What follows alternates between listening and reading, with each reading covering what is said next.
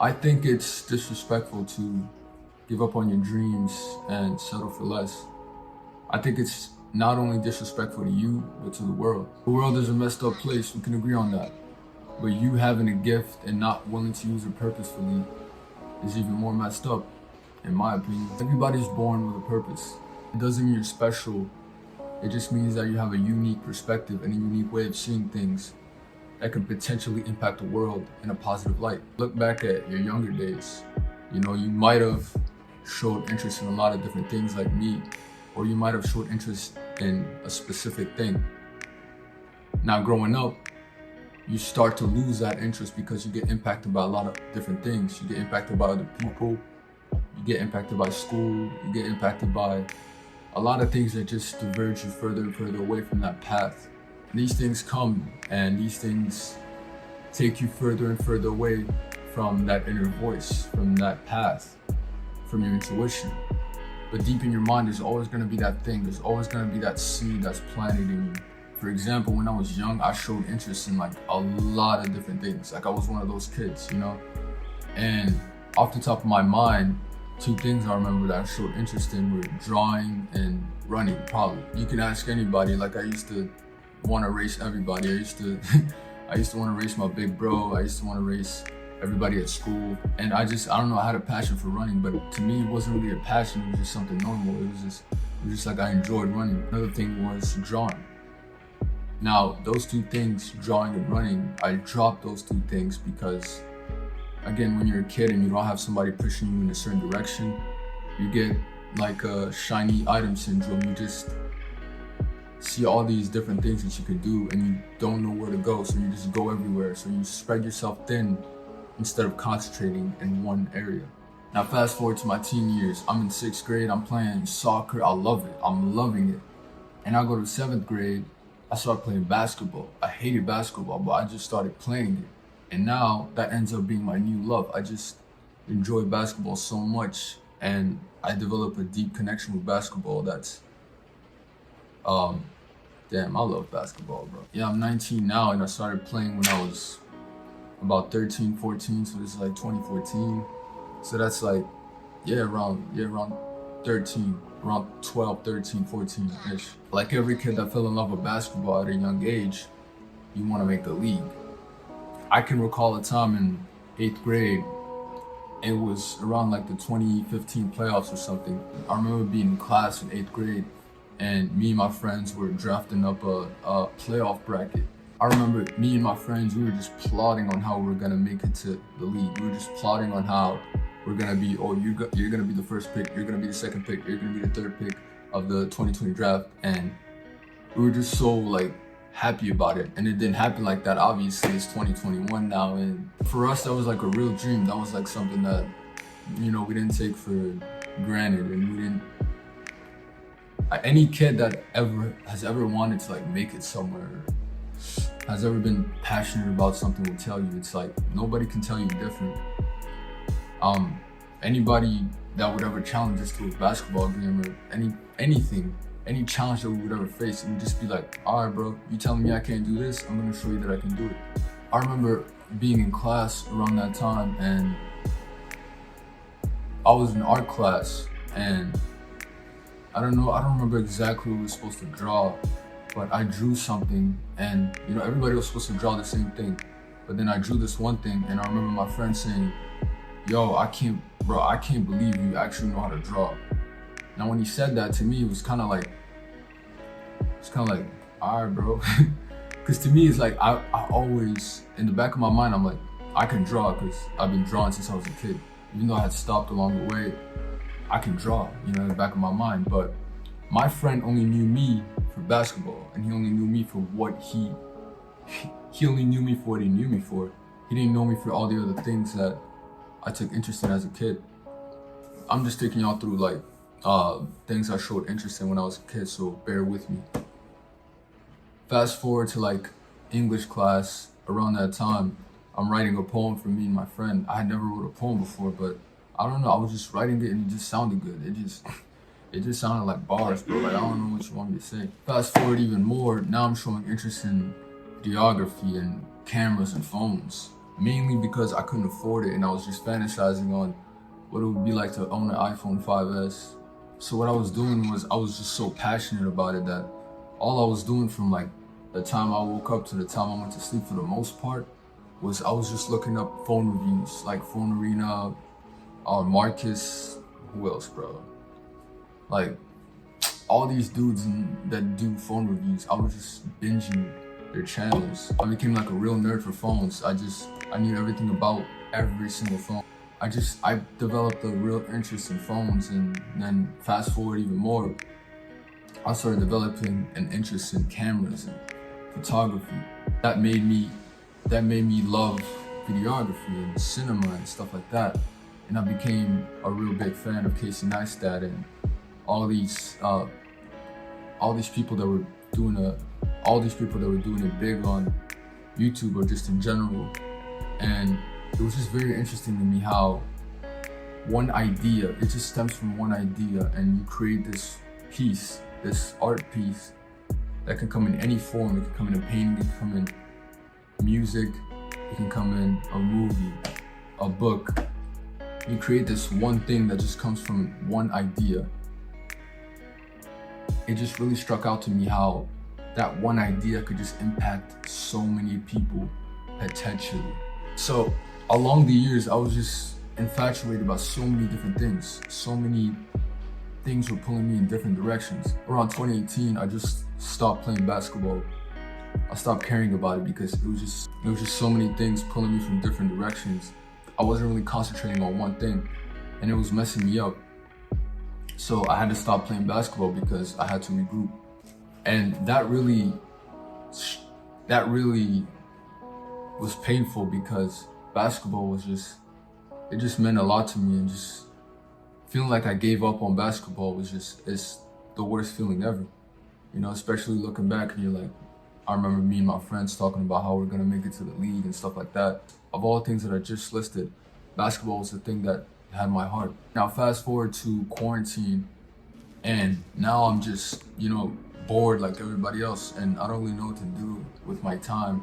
I start thinking about how I don't really know what I want to do exactly. Like, I'm kind of good at a lot of things, but I'm not really good at one specific thing, because you would always rather be good at one thing than to be 75% good at 6 things, Now I had to dig deep and just figure out what I wanted to do. So I ended up thinking to myself like, what did I really enjoy when I was a kid? What did I enjoy doing? What did I enjoy spending my time on? And I came back to drawing. I started drawing again just to fill up time because I was just so bored. And every time I would draw, it would just bring back memories of when I was a kid.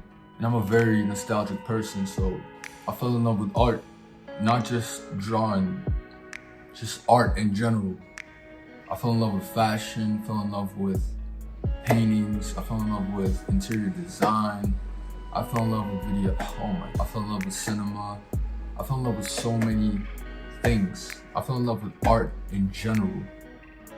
And art always spoke to me ever since I was a kid. There's a lot of people out there that we look up to, and if they hadn't really pursued what they wanted to do in life, a lot of us just wouldn't know what the hell to do, or we wouldn't know what to base anything off of. I'm gonna say this again, nobody's special. There's nobody that is special on this earth.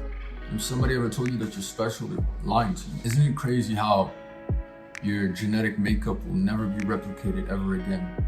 There's nobody that will ever look like you, experience what you experienced, and feel what you felt ever in the history of mankind. Yet we're so scared to express our unique individuality. Isn't that crazy? It's like we're scared of what we could potentially accomplish if we just took that first step in figuring out what we really love to do. I used to work at this dishwasher job about 2-3 years ago, and I met this guy there that had been working there for about 11 years, the same job I was working. He was working as a dishwasher for 11 years. Keep in mind, this shift was about 8 to 10 hours every single day. I would come home from school and I would work there from like 4 p.m. to about 1 or 2 a.m., maybe even 3 a.m. at night. And the way he described the job was like something to me, it was complete hell. I never wanted to go there. Like, I worked there for 3 days and I was out. But to him, he told me he loved working there. He told me he loved the job and that he really, like, he was working overtime. He was working every single day. The same shift I was working, he was working. But my attitude and his attitude were completely different. I didn't like it at all. It was not for me. But to him, it was like the greatest thing in the world. So, by all means, whatever it is that you feel like you were brought here to do, or whatever it is you think that your life is worth, go ahead. It's your life. I'm not gonna tell you what to do, and I'm not gonna tell you what's good for you. Only you can figure that out. And I'm sure he did. We're so scared of our own potential that we don't even dare to try. There's no real meaning in downplaying yourself and putting yourself down. There's this preconceived idea that people are trying to put you in a box because they're hating on your grind. I say that's false. They're not putting you in a box because they're hating on your grind. It's more like they're putting you in a box because you're letting them. Let that sink in. At the end of the day, you're the one that makes every decision in your life. Other people are never to blame. You have to value your individuality. You can't let somebody try to put you down because nobody really has that power. Nobody has the power to put you down. Whenever somebody's trying to hate on your grind and put you in a box, just break out. It's that simple.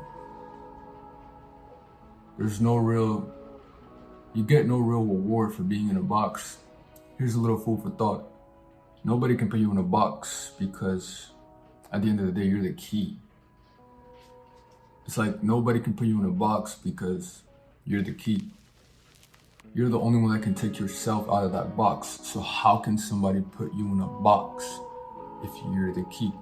I used to be like, oh bro, they're hating on my grind. They're trying to put me in a box, tell me what I can and cannot do. Those are just words. Words don't translate to action. They never did and they never will. Like, I dare somebody to tell me that I can't do something. Back when I was younger, whenever somebody would challenge me and tell me that I couldn't do something, I would do everything in my power to prove them differently. But somewhere along the lines, I stopped doing that. People would tell me that I can't do something, and I started thinking that I actually can't do it, which is so stupid. Until you realize that there's no real limitations in this world. There's nobody that can tell you what you can and cannot do but you. There's nobody that has command but yourself.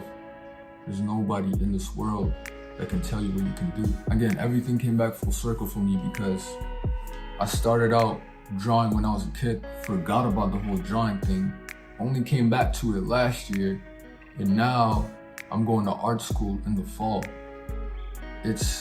Everything just always comes back full circle in life, and you're always gonna get these hints on what you're good at, and it's up to you to make that choice on if you should take the first step or not. To me, it's way bigger than just finding your passion. To me, it's more about being yourself and finding that spark in you, that spark that could potentially impact at least one person in the world. I don't believe that one man can change the world. It's more like each of us individually have to do our part for the world to change. That's just how I see it, and that's just what makes sense to me. Perspective is unique to you, and it's up to you to bring that perspective to the world. You can't think that just because you're one person, one man, one woman, that you can't impact the world in some way.